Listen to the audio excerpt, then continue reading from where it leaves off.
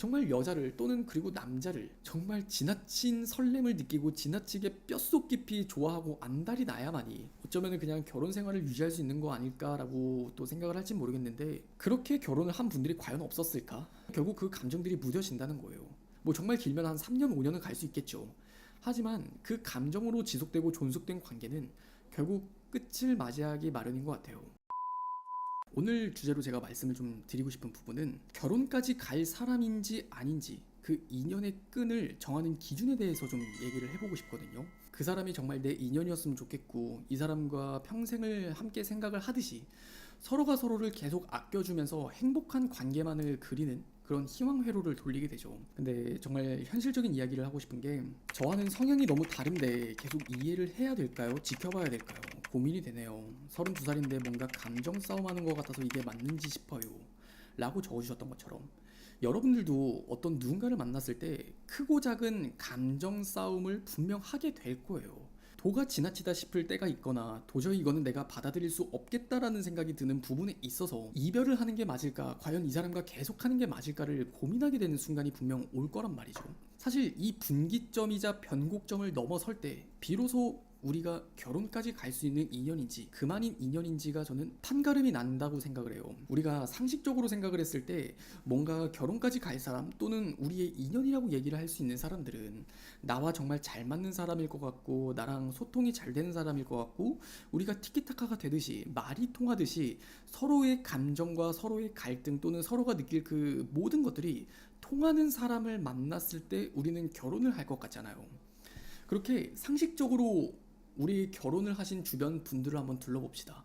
이혼은 선택인 시대가 되었고 결혼을 한다 하더라도 정말 우울증에 걸리고 불행의 결혼 생활을 유지하는 분들이 부지기수예요. 그런 걸 보면은 적어도 우리가 생각을 해야 되는 거는 상식적으로 결혼을 떠올리진 말아야 된다고 생각을 해요. 그리고 저는 상식적인 이야기가 아니라 조금은 상식적이지 않더라도 현실적인 이야기를 드리고 싶은 게, 그 다툼이나 갈등, 거기서부터 저는 인연이 결정된다고 말씀을 드렸잖아요. 그래서냐, 그럼에도 불구하고냐, 이 말을 잘 생각해 보세요. 여러분들이 어떤 누군가와 끝났던 경우를 잘 생각을 해보면 다 그래서 헤어졌을 거예요. 남자친구가 그래서 헤어졌었던 거고 여러분들은 그래서 이별을 받아들일 수밖에 없었을 거예요. 인연이 끝으로 나게 되는 경우는 결국엔 다 그래서요. 그래서 이유가 붙어요. 하지만 그럼에도 불구하고라는 거는 정말 여러분들과 아무리 싸우고 지지고 볶고 헤어져도 그럼에도 불구하고 이 사람이다라는 생각을 하니까 붙잡을 수밖에 없는 거고, 내 상황이 이렇지만 그럼에도 불구하고 이 사람이니까 붙잡을 수밖에 없는 거고, 그럼에도 불구하고 놓을 수가 없는 거예요. 저는 여러분들이 너무 그렇게 동화 같은 그런 만남이 곧 결혼이나 진지한 인연이 되는 거라고 생각을 하진 않았으면 좋겠어요. 정말 많이 싸운다는 거는 그만큼 안 맞기 때문에 싸우는 것도 맞아요. 하지만 안 맞는다는 게 우리가 그만둬야 될 이유는 아니라는 걸 한번 생각을 해보라는 거예요. 여러분이 상식적으로 계속 생각을 하게 되겠지만 저는 여러분들의 그 상식을 조금은 깨고 싶어요. 결혼이나 행복이라는 거는 저는 상식적이지 않다고 생각을 해요. 우리 인간이 느끼는 그 감정에서 행복함이라는 거는 많은 사람들이 상식적으로 공감하고 상식적으로 이해할 수 있는 부분만 있는 건 아니에요. 우리가 뭐 상식적으로 이야기를 하는 뭐 정말 차를 플렉스했을 때, 뭐 집을 샀을 때, 또는 정말 내가 먹고 싶은 거를 먹었을 때, 돈을 썼을 때, 명품을 샀을 때, 그게 우리가 상식적으로 뭔가 되게 행복하다라고 떠올릴 수 있는 순간이겠지만, 행복이라고 얘기를 할 수 있는 게 아니라 잠시나마 중독되는 도파민이에요. 이해가 되시나요?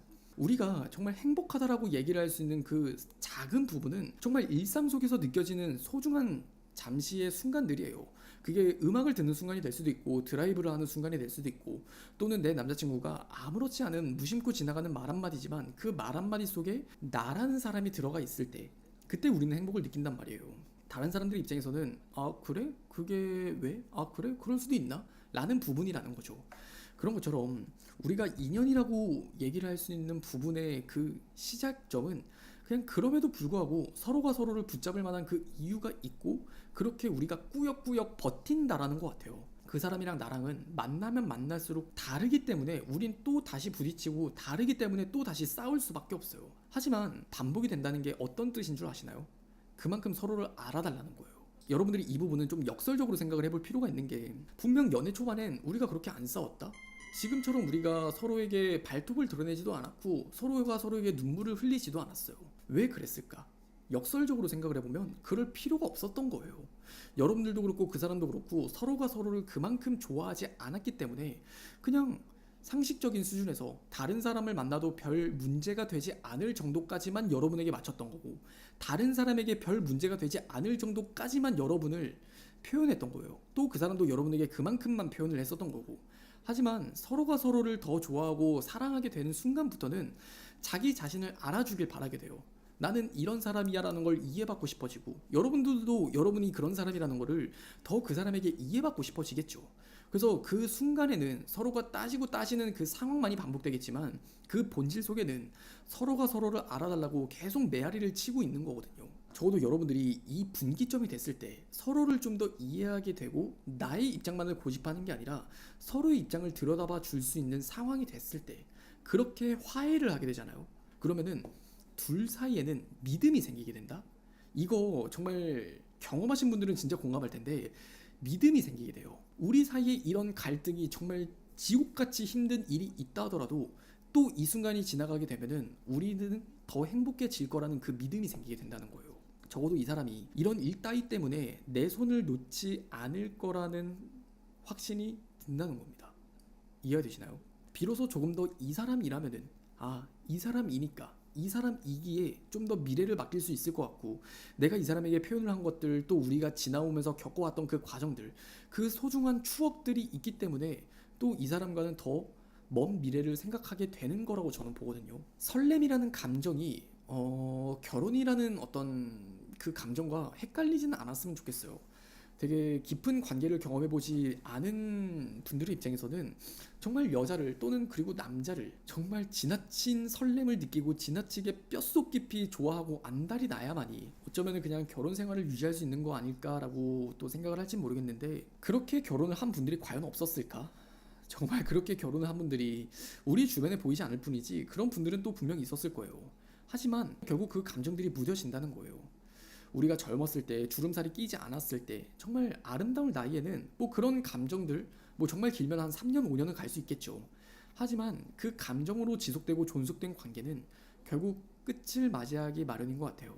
정말 소중하다, 특별하다라고 느끼는 거는 둘 사이에 생긴 추억이자 과정인 거지, 그 사람이 가지고 있는 장점들, 뭐 저는 그런 건 아니라고 생각을 해요. 뭐 막말로 이 부분도 한번 생각을 해볼까? 만약 여러분들이 어떤 남자를 놓친다는 게 아깝다는 생각이 들 때, 되게 아깝다는 생각이 들 때 거의 99%는 그 사람의 조건적인 부분일 가능성이 높아요.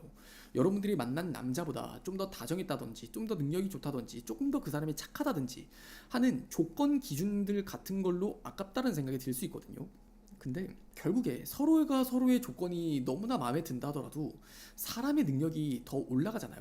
그러면은 그 조건은 당연히 기대값이 더 높아지고 그 기대를 당연히 충족할 수 있는 게 가능해져요. 잘 생각해보면 여러분들의 조건이 더 올라가게 되면 여러분들이 만날 수 있는 그 조건 좋은 남자는 더 많아질 수 있겠죠. 그러면 지금은 아깝다는 생각이 들더라도 나중엔 아깝다는 생각이 안 든다니까. 그게 그 사람을 붙잡을 만한 이유는 아니에요. 또다시 앞서 말씀을 드렸던 것처럼 그냥 그래서 헤어졌어. 그래도 또 난 그 사람보다 조건 좋은 남자를 만났어 하는 그 과정이나 패턴이 계속 반복이 돼요.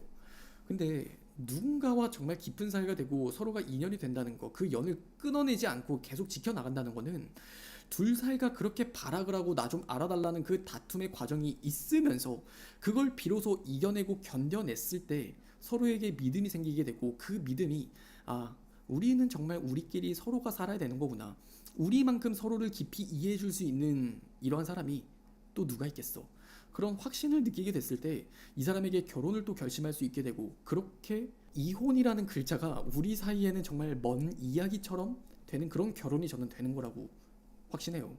그래서 끝으로 여러분들이 딱 하나 생각을 해야 되는 거는, 이 사람과 다퉜을 때 그 순간의 상황에 매몰되지 말고 우리가 이 갈등을 어떻게 풀어나가느냐, 그렇게 인연이라는 그 발걸음으로 비로소 한 발자국 우리는 옮겨가는 거라고 생각을 하셨으면 좋겠어요.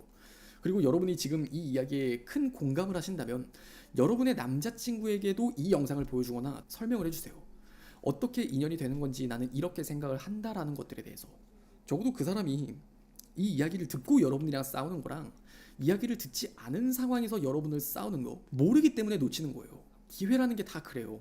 여러분들을 그러하기 때문에 놓치는 거지, 알면 여러분들을 절대 못 놓쳐요. 꼭 꼭 여러분들도 이 사실을 명심하시고 여러분이 앞으로 만나는 남자에게 한 번쯤은 얘기를 하신다면 어떻게 인연이라는 게 되는 건지 그 본질을 이해하게 되실 겁니다. 알겠죠?